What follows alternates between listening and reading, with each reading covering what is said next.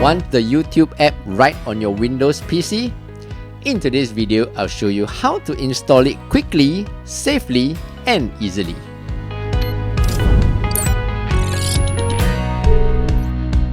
Hey, what's up everyone? I'm Steph, and in this channel, I teach you quick daily tech tips that make your life a little easier.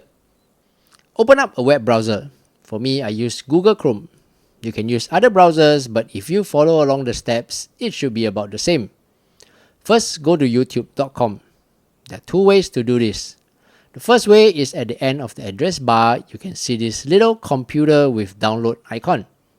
Hover over it and you can see a pop-up saying Install YouTube. Click on it and you can see the option to install it. The other way is to click on the three dots at the top corner of your Google Chrome browser. Find the option Save and Share. You can see the option Install YouTube, so go ahead to install. Then after, you can see the shortcut appearing on your desktop and you can click on it to get into YouTube quickly. There you go.